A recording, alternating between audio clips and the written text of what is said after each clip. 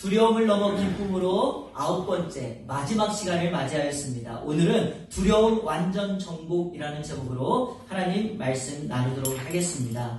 중국 우한으로부터 시작된 코로나 바이러스는 우리나라뿐만이 아니라 전 세계에 영향을 미치는 팬데믹 사태가 되었습니다. 코로나19라고 명명된 이 바이러스의 창궐은 우리의 삶의 모든 영역을 무너뜨렸습니다. 대기업, 중소기업 가릴 것 없이 모든 수입, 수업, 수출 사업이 막혀져 버렸습니다.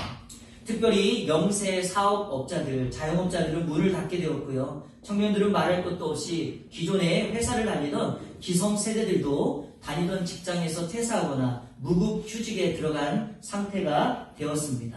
거의 재난 수준이 되었기에 정부와 지자체는 국민들에게 재난지원금을 주면서까지 가게를 살리고 소상공인들의 경기를 살리고 있습니다. 우리의 자녀들은 오랜 방학을 끝내고 온라인 개학을 하게 되었습니다. 한국 교회 또한 큰 충격과 변화를 경험하고 있습니다. 전쟁과 기분 중에도 멈추지 않았던 주일 예배를 장소를 달리하여 현장, 그러니까 가정에서 온라인으로 예배드리는 초유의 사태가 생기기도 하였습니다. 그런데요, 제가 무엇보다 중요하게 생각하는 것이 한 가지가 있습니다. 이런 때 우리에게 가장 큰 위기는 눈에 보여지는 이와 같은 위기가 아니라 우리 안에서 떠나지 않는 두려움이라는 문제입니다. 저는 이것이 가장 큰 문제라고 생각합니다. 그러다 보니까 작은 것에도 작은 문제가 발생해도 우리는 쉽사리 두려움에 빠지게 됩니다. 하나님께서 창조하신 세상은 완벽하여 하나님 보시기에 좋았습니다. 하나님의 형상을 가진 사람이 창조했을 때는 하나님께서 심히 좋았다 말씀하였습니다. 그런 사람이, 그 첫사람 아담이 하나님께 죄를 범한 이후에 모든 삶의 질서가 깨지기 시작하였습니다. 사람에게는 없던 두려움이 바로 그 안에 생기기 시작하였습니다. 사람이 범죄한 결과 하나님의 동산에서 쫓겨나게 됩니다. 나아가 하나님과 단절이 됩니다. 사람은 하나님의 이름을 불러도 하나님이 응답하지 않는 깨어진 관계가 되고 말았습니다. 결과적으로 인류에게 이 죄의 결과로 말미암은 두려움이 이제까지, 지금까지도 임하게 되었습니다.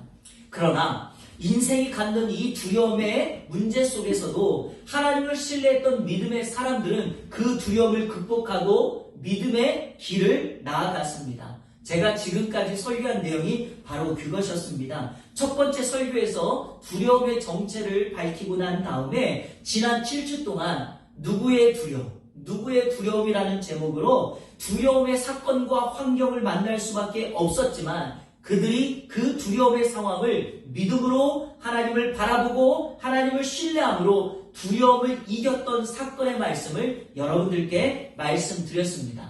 자, 오늘은 두려움을 넘어 기쁨으로 마지막 시간입니다. 오늘은 두려움을 이길 수 있도록 성경이 직접적으로 이렇게 하면 너희의 두려움을 이길 수 있다라고 제시한 말씀, 그것을 오늘 여러분들께 말씀드리려 합니다. 그리고 저는 오늘 그것을 완전 정복이라는 말로 표현했습니다. 이 완전 정복, 옛날에 자습서나 문제집에서 많이 보았던 거죠. 완전 정복이라는 말을 제가 인터넷 사전에서 찾아보니까 어떤 분야나 사물의 이치 따위를 완전히 통달함. 그러니까 이 완전 정복이라는 것은 무엇이냐면 그거 하나 파면 삶의 이치나 사물의 이치를 완전히 통달할 수 있다라는 것입니다. 여러분, 두려움에 더 이상 함몰되지 않고 내 삶의 영역에서 나타나는 모든 두려움을 담대한 믿음으로 살아갈 수 있게 하는 방법이 바로 오늘 제목처럼 두려움의 완전 정복입니다. 사랑하는 여러분, 앞으로 만나게 되는 여러분의 삶 가운데 찾아오는 두려움을 오늘 말씀을 통하여 이겨내고 승리하는 예안의 모든 성도님들 되시기를 주님의 이름으로 축원합니다. 오늘 본문에는요, 이 땅을 사는 사람들이 우리 삶의 종말에 종국에 갖게 되는 두려움을 하나 소개하고 있습니다. 자, 우리 17절을 다 같이 읽을 텐데 제가 세번역 성경으로 기록을 해 놓았습니다. 우리 자막을 보시면서 다 같이 읽겠습니다. 시작! 사랑이 우리에게서 완성되었다는 사실은 이 점에 있으니 곧 우리로 하여금 심판날의 담대함을 가지게 하려는 것입니다. 우리가 이렇게 담대해지는 것은 그리스도께서 사신 대로 또한 우리도 이 세상에서 그렇게 살기 때문입니다. 아멘. 우리로 하여금 심판날에 담대함을 갖게 하는 것, 무슨 말이냐? 이걸 바꿔보면 사람들은 종국의 심판에 대한 두려움을 갖고 살아간다는 것입니다. 그래서 이 심판에 대한 두려움, 미래 종말에 대한 두려움을 늘 갖고 살아갑니다. 자, 그러면 왜 사람들이 이런 종말의 두려움을 갖고 사는가? 두 가지 때문에 그렇죠. 하나는 오늘에 대한 불안함 때문이죠. 오늘에 대한 불안함. 오늘 하루 잘 살았나? 이런 겁니다. 내가 그렇게 사람에게 말해서 그 사람 상처받은 건 아닌가? 나 오늘 하나님 말씀에 온전히 순종하며 살았는가? 우선순위는 지켰는가? 이런 불안함이 있죠. 자, 또 하나는요. 미래에 대한, 내일에 대한 불안함이 있습니다. 자, 이 부분이 바로 죽음에 대한 것과 맞물려 있습니다. 나 이렇게 살다가 죽으면 천국 갈 수 있나? 이런 생각이죠. 나 천국 갔을 때 주님 낯을 얼굴을 어떻게 볼 수 있나? 정말 재림은 종말은 있나? 이런 생각들을 가지고 살아갑니다. 그런데요, 사람들의 이런 심리를 가장 잘 알고 이용하는 이들이 있죠. 그들이 바로 이단입니다.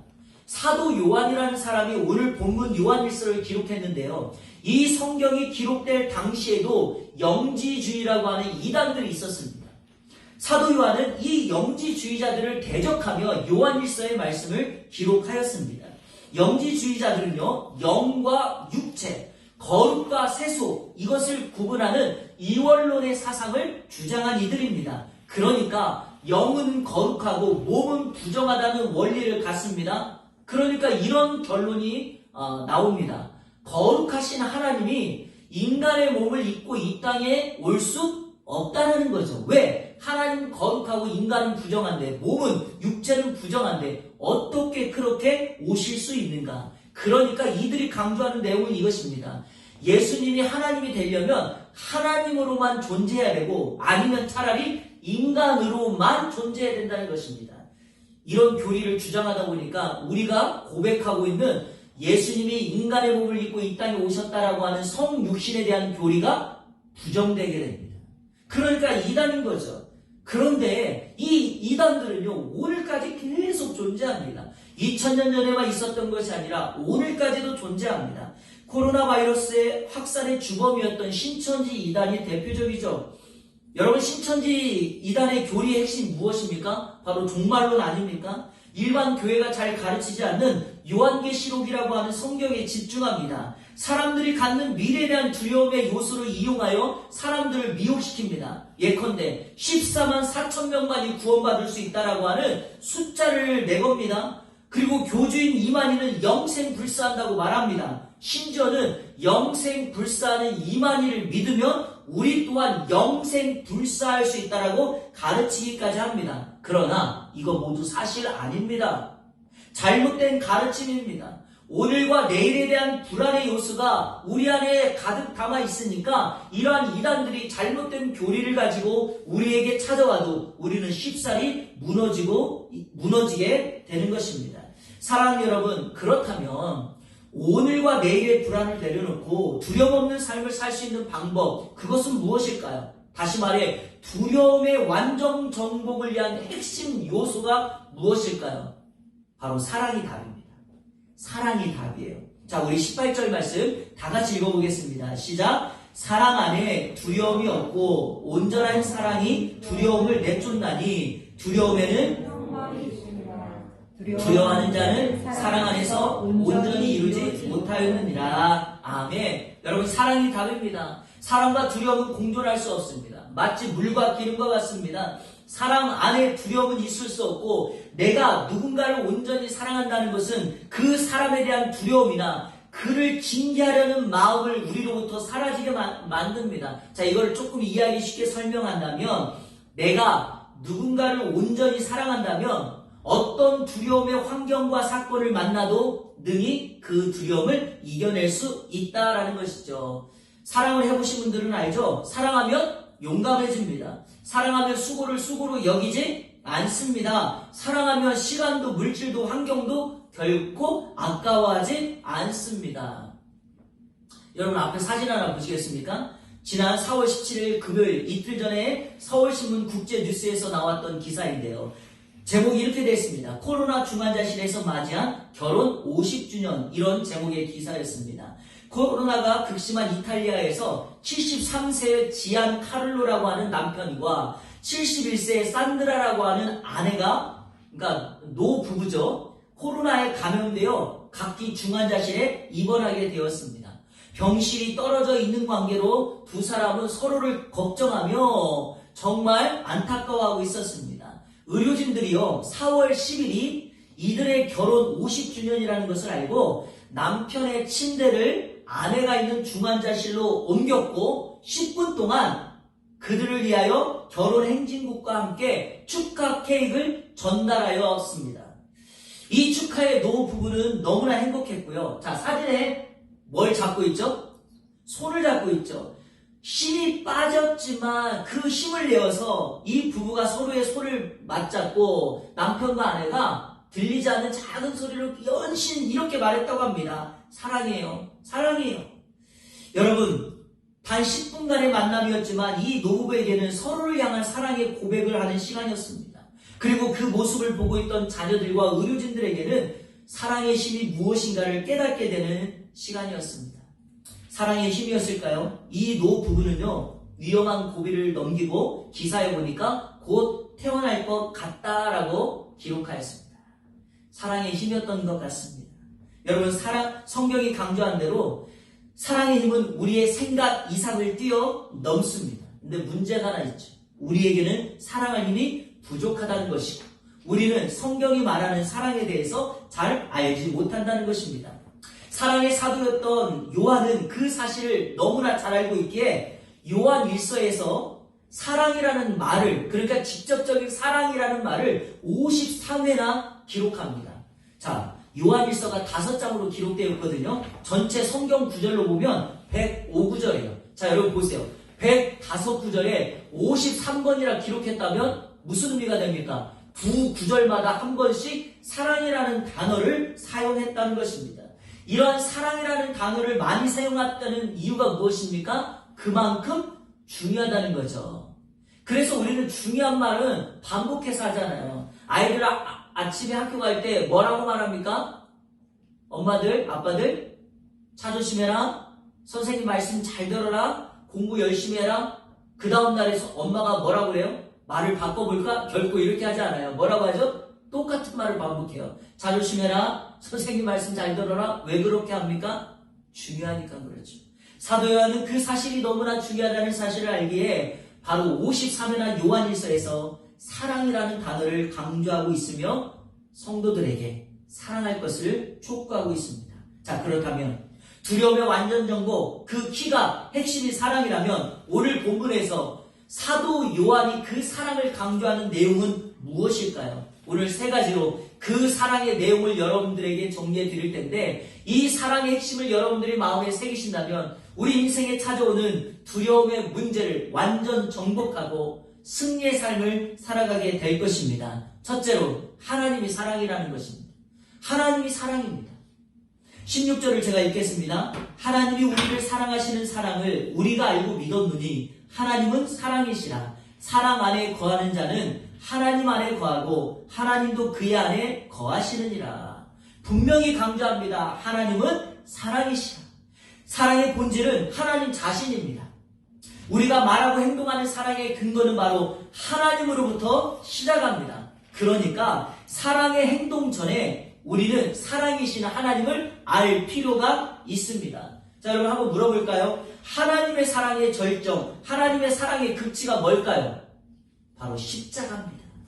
하나님 사랑의 최고의 정점에는 바로 십자가가 놓여져 있습니다. 십자가는 하나님께서 사랑이라는 것을 우리에게 말씀하시며 하나님께서 우리를 사랑하신다는 가장 확실한 증거가 십자가입니다. 원래 이 십자가는 우리의 죄 때문에 우리가 담당하고 지어야 될 십자가였지만 우리에게는 그런 힘이 없습니다. 그래서 하나님께서 그의 독생자 아들 예수 그리스도께서 우리가 감당할 수 없음을 알고 그분이 십자가를 친히 지셨던 것입니다. 그래서 우리는 하나님의 사랑을 이렇게 표현합니다. 하나님의 사랑은 눈먼 사랑이다. 하나님의 사랑은 일방적인 사랑이다 이렇게 표현합니다. 그러나 세상에는요 세 가지의 사랑의 유형이 있죠. 때문에 사랑, 만약의 사랑, 불구하고의 사랑. 자, 때문에 사랑은 결과론적인 사랑이죠. 결과를 보고 사랑하는 겁니다. 이런 것 때문에 사랑한다 이렇게 말하는 거죠. 내가 부자가 되었기 때문에, 내가 선물을 받았기 때문에 이렇게 사랑한다는 겁니다. 이거를 결과론적 사랑이라고 그러죠. 만약의 사랑은 무엇입니까? 조건적인 사랑이죠. 만약 당신이 나에게 이렇게 해준다면, 만약 당신이 나에게 이걸 사준다면, 만약 당신이 나에게 이런 걸 충족시켜 준다면 이런 사랑입니다. 그런데 여러분, 자, 결과론적인 사랑과 조건적인 사랑에서 결과와 조건을 뺀다면 뭐가 남을까요? 그냥 우리의 있는 모습 그대로만 남죠? 바로 있는 모습 그대로만 남는데 그 있는 모습 그대로 남겨진 그대로를 사랑하는 게 바로 불구하고의 사랑. 그럼에도 불구하고 사랑하는 거죠. 뭐가 있어서가 아니에요. 뭘 해줘서가 아니라 있는 모습 그대로 사랑하는 것입니다.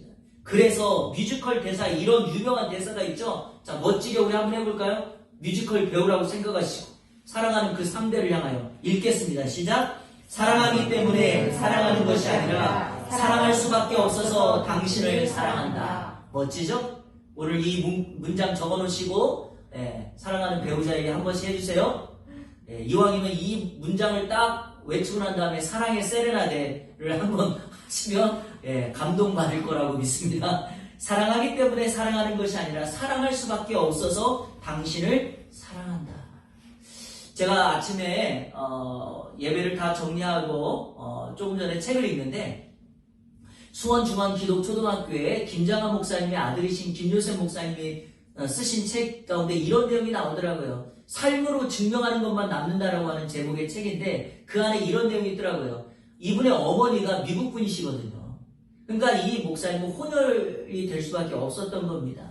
4학년이 되어서 학교에 갔는데 4학년 때부터 선생님이 도시락을 싸오라고 해서 엄마가 도시락을 싸줬는데 양은 도시락에 들어보니까 점심시간에 도시락이 가벼웠다는 거예요. 직감적으로 김밥이구나 라고 생각했다는 거예요. 이 김요셉 목사님이. 아들도 목사님이시거든요. 그런데 도시락을 열어보니까 샌드위치가 쌓여있는 거예요.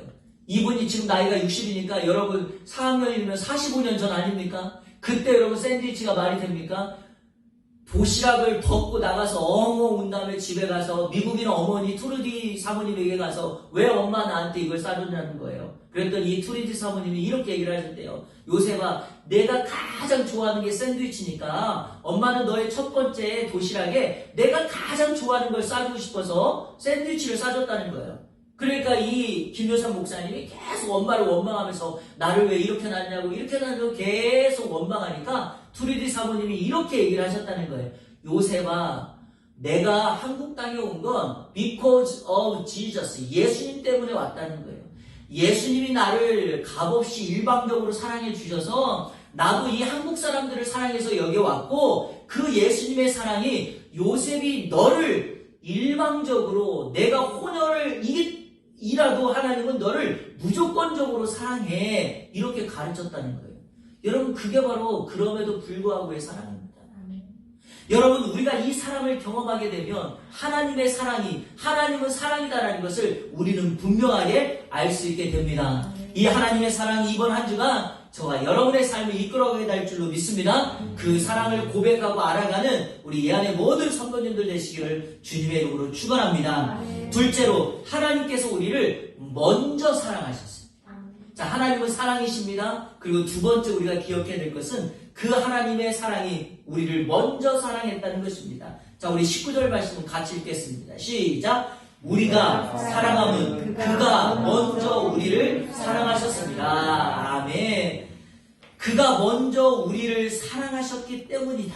우리가 하나님을 사랑하고 누군가를 사랑할 수 있는 근거는 하나님께서 우리를 먼저 사랑하셨고 그 하나님의 사랑을 우리가 경험했기 때문입니다. 사랑을 가장 잘할 수 있는 것, 사랑을 가장 잘 할 수 있는 것은 내가 보고 경험하는 것입니다. 사랑을 많이 받은 사람이 사랑할 수 있고요. 건강한 인격을 갖게 됩니다. 그런데요, 사랑의 결핍이 있는 사람은요, 사건과 사람을 늘 부정적으로 평가합니다. 같은 사건, 크지 않은 사건을요, 삐딱하게 바라보고 크게 해석해버립니다. 자, 제가 대표적인 성경의 두 사람만 여러분에게 말씀드리려고 합니다. 첫 번째, 예수님의 제자였던 가룟 유다가 그래야 합니다.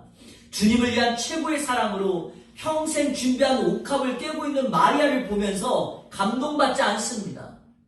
도리어 이렇게 말합니다. 그렇게 비싼 것을 왜 낭비하냐고 예수님께 향유를 붓고 있던 마리아에게 호통칩니다, 여러분. 보십시오. 하나님의 사랑을 바르게 알지 못하니까 이 사건을 왜곡하며 다르게 봅니다. 주님은 자신의 장례를 위해 준비한 것이라고 그 마리아를 칭찬하고 인정하지만 가룟 유다는 이렇게 말합니다. 자신을 포장하면서 그것을 가난한 자들을 위하여 사용했어야 한다고 말합니다. 여러분, 이 사건을 지켜보고 있던 제자들 가운데 사도 요한이 후에 본 사건을 이렇게 기록합니다. 요한복음 12장 6절. 우리 한번 다 같이 읽어볼까요? 이렇게 말합니다. 시작. 이렇게 말함은 가난한 자들을 생각함이 아니요 그는 도둑이라 돈계를 맞고 거기 넣는 것을 훔쳐가미로라. 아멘. 똑같은 사건을 보고 있었던 사도 요한이 가룟 유다가 그렇게 말한 것을 이렇게 평가합니다. 그는 정말 가난한 자들을 생각해서 그런 것이 아니라 그는 도둑이라 돈을 막고 있었기 때문에 마리아가 지금 예수님께 향유를 붓고 있던 그것을 훔쳐가기를 원했던 그 마음이었다는 거죠. 여러분, 사랑의 결핍 때문에는요, 이렇게 돼요. 그래서 우리는 사랑을 바로 보고 사랑을 받아 그 사랑을 실천할 수 있어야 됩니다. 또 한 사람이 예수님의 사역 말미에 경험했던 부자 청년이라고 불리우는 사람입니다. 자, 예수님 사역 말미에 이 부자 청년이 예수님께 와서 이와 같은 질문을 합니다. 예수님, 무엇을 하면 영생을 얻을 수 있습니까? 자, 여러분 보세요. 영생에 대한 질문이니까 얼마나 거룩합니까?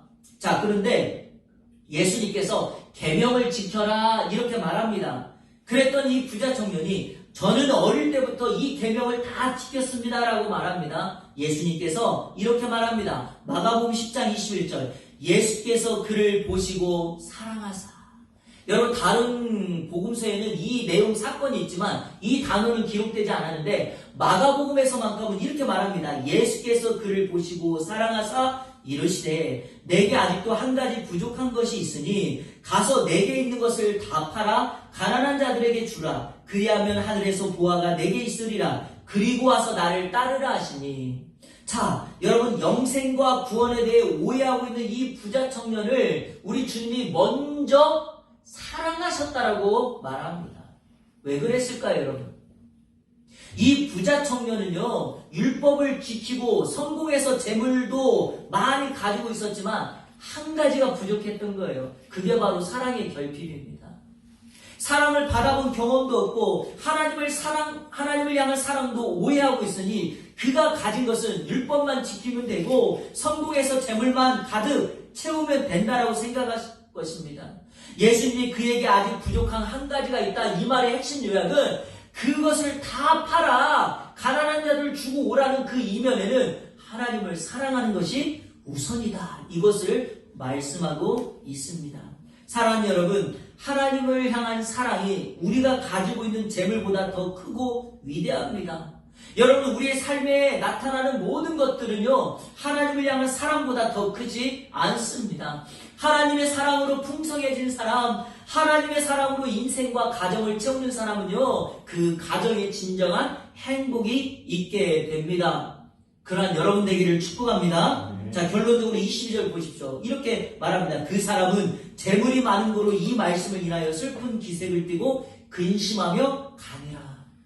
예수님의 사랑의 손을 그가 잡지 못합니다. 성경에서 이 사람은 사라졌지만 틀림없어요. 이 사람은 실패한 인생이 되었을 것입니다. 왜냐, 이 사람이 회복되었다면 아마 회복된 그의 모습을 성경이 기록했을 텐데 성경은 그를 잊고 맙니다. 사랑하는 여러분, 하나님께서 우리를 먼저 사랑하신 근거가 오늘 요한일서 4장 14절에 이렇게 되어 있습니다.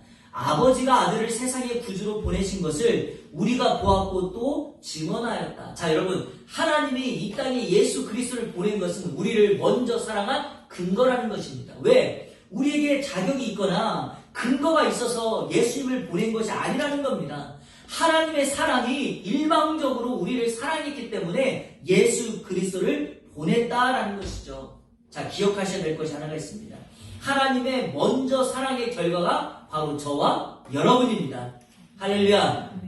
우리는요, 하나님의 사랑의 결과물입니다. 하나님이 우리를 사랑했기 때문에 우리가 지금 살아가게 되는 것이고, 그 조건 없는 사랑 때문에 우리도 그 사랑을 기억하며 사랑하게 됩니다. 이번 한 주간 이 사랑의 결과물로 사랑을 증명하는 여러분 되기를 축복합니다. 자, 마지막 세 번째, 하나님의 사랑은 우리의 사랑으로 나타나야 됩니다. 여러분, 하나님이 우리를 사랑했고 우리가 그 하나님의 사랑을 증명하며 사는 것입니다. 자, 우리가 이 사랑을 실천해야 되는데 이런 말이 있죠. 자, 여러분 한번 따라해보세요. 이거는 사랑은 동사다.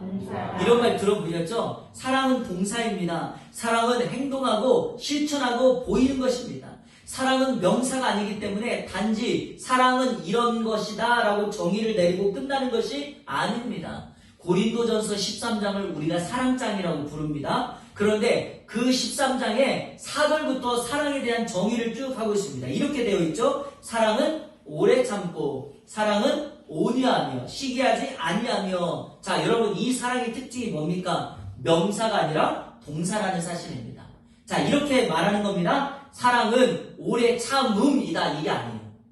명사를 쓴 것이 아니라 형용사를 써서 사랑은 오래 참는 것입니다. 오래 참습니다. 자, 사랑은 온유다 이렇게 말하지 않고 사랑은 온유합니다. 사랑은 친절합니다. 그래서 여러분, 사랑이라는 것은 행동으로, 삶의 모습으로 증명되는 것입니다. 자, 오늘 본문 20절과 21절, 누구든지 하나님을 사랑하노라 하고 그 형제를 미워하면 이는 거짓말하는 자니, 보는 바 그 형제를 사랑하지 아니하는 자는 보지 못하는 바 하나님을 사랑할 수 없느니라. 우리가 이 계명을 주께 받았나니 하나님을 사랑하는 자는 또한 그 형제를 사랑할지니라. 여러분, 하나님을 사랑한다면, 하나님의 사랑을 받았다면 우리가 그 형제를, 이웃을 사랑해야 한다 말씀합니다. 자, 질문합니다. 여러분의 사랑은 이웃을 위한 행동으로 나타나고 있습니까? 조정민 목사님이라는 분이 쓰신 왜 분노하는가 라는 책에서 이런 내용을 보았습니다. 자, 제가 적어놓고 여러분에게 말씀드리려고 했는데 이런 거예요. 한 목사님이 기도를 하셨대요. 이렇게요. 하나님, 저는 사랑이 부족합니다. 사랑을 알게 해주세요. 사랑을 알아야지 목회를 잘할 수 있지 않겠습니까? 이렇게 기도했대요. 그랬더니 하나님께서 그 가정에 다운 증후군의 아이가 태어나게 하셨답니다. 처음에는 너무나 큰 아픔이었지만 이 목사님이 그 사실을 깨닫고 이 아이를 키우며 하나님의 진정한 사랑이 무엇인가를 깨닫게 되고 목회에도 이 사랑을 실천하며 살았다는 것입니다. 여러분, 하나님의 사랑을 알게 되는 것은요, 우리가 그냥 그 사랑을 받은 자체로 끝내버리면 하나님의 사랑을 모릅니다. 하나님의 사랑이 진짜 이것이 하나님의 사랑이구나 라는 것을 내가 알고 경험하는 것을 행동으로, 삶으로 실천할 때 그 사랑이 증명되어지고 정말 우리가 하나님을 사랑한다는 것을 알게 될 줄로 믿습니다. 그래서 여러분에게 축복합니다. 하나님의 사랑이 느껴지고 경험되어지면 즉시 행동하십시오. 너무 크지 않아도 괜찮습니다. 그러나 자기 만족을 위한 사랑이 아니라 하나님이 우리를 사랑한다는 실천과 그 사랑의 가품으로 해야 합니다. 그래서 바울 사도는 이 비밀을 알았기에 로마서 13장 8절에 이렇게 말합니다. 피차 사랑의 빛 외에는 아무에게든지 아무 빛도 지지 말라. 사랑은 우리가 빛으로 생각하고 이 빛을 갚아야 된다라는 것이죠. 말씀을 맺겠습니다. 여러분, 두려움의 완전 정복은 사랑입니다. 사랑으로만 가능합니다. 자, 이 설교의 결론을 제가 이것으로 마치고 싶은데요. 자, 성경에 보면 사랑이라는 말이 가장 처음으로 등장하는 곳이 혹시 어딘지 아십니까? 바로 창세기 22장 2절입니다. 자, 우리 다 같이 한번 읽어볼까요? 시작! 여호와께서 이르시되 내 아들 내 사랑하는 독자 이삭을 데리고 모리아 땅으로 가서 내가 내게 일러준 한 산 거기서 그를 번제로 드리라. 아멘. 내 사랑하는 독자 이삭, 이 사랑이라는 말이 성경에서 처음으로 등장하는 단어입니다. 자, 그러니까 성경에서 처음으로 등장하는 단어는 아버지가 아들을 사랑하는 것으로 사용되었습니다. 그런데요, 아브라함이 아들 이삭을 사랑하는 것과는 다르게 창세기 22장의 사건은 그 부모의 사랑과는 좀 거리가 멀어 보여요. 반대의 개념이에요. 왜냐하면 하나님께서 아브라함에게 명령을 하나 내렸는데 이 사랑하는 아들 이삭을 나한테 제물로 바치라는 겁니다. 다시 말하면 그 아들 이삭을 죽이라는 것입니다. 여러분, 사랑이라는 관점으로 창세기 22장을 살펴보면 분명한 사실 하나가 우리에게 나타납니다. 그게 뭐냐? 사랑하는 이삭을 이 아브라함이 하나님 앞에 제물로 바치라고 하는 그 명령을 받았을 때 그는 두려움과 공포에 빠졌습니다. 그럼에도 불구하고 아브라함이 아들 이삭을 하나님 앞에 바치기 위하여 3일의 여정길을 가고 모리아산으로 가는데 왜 그가 아들 이삭을, 사랑하는 이삭을 데리고 가는가라는 것입니다. 왜냐하면 바로 이것 때문에 그러합니다. 아브라함의 인생길에, 좌충우돌한 그의 인생길에 하나님께서 늘 변하지 않는 사랑으로 그 아브라함을 인도하셨고 이끄셨고 그를 사랑해 주셨습니다. 약속의 땅을 떠나갈 때도, 아내를 누이라고 속였을 때도, 여러분 모든 상황 속에서 하나님은 아브라함을 여전히 사랑하셨습니다. 그러니까 하나님이 뭐라고 말하는가? 나를 향한 그 사랑의 고백을 이 아들로 증명해 봐라, 이렇게 말하고 있는 것입니다. 그런데 오늘 이 사건이 왜 이렇게 위대한가? 바로 하나님이신 그분이 아브라함의 모습을 사용하여 독생자 아들 예수 그리스도를 죽이면서까지 오늘 이 땅에 있는 우리와 인류를 사랑한다는 그 예언적인 말씀을 성취하는 사건이 바로 창세기 22장입니다. 그러므로 사랑하는 아들을 죽이는 사건이 바로 우리에게는 죽음과 공포를 물리치고 하나님을 온전히 사랑할 수 있는 그 고백을 드릴 수 있는 사건이 됩니다. 그래서 우리는 이렇게 말하는 겁니다. 사랑이 공포와 두려움을 이깁니다. 사랑하면 우리 안에 찾아오는, 끊임없이 찾아오는 두려움을 우리는 이겨낼 수 있습니다. 그때 우리는 이 사랑을 깨닫습니다. 하나님이 먼저 나를 사랑하셨다. 그리고 그 하나님을 향한 사랑을 계속해서 우리의 삶의 모습으로 실천하며 고백하며 나갈 때 우리는 우리 안에 찾아오는 두려움을 넘어 기쁨의 삶을 살아가게 될 줄로 믿습니다. 지난 9주 동안에 살펴보았던 두려움을 넘어 기쁨의 삶이 우리 이 안에 모든 성도님들 가운데 넘쳐나기를 우리 주 예수 그리스도의 이름으로 축원합니다. 아멘.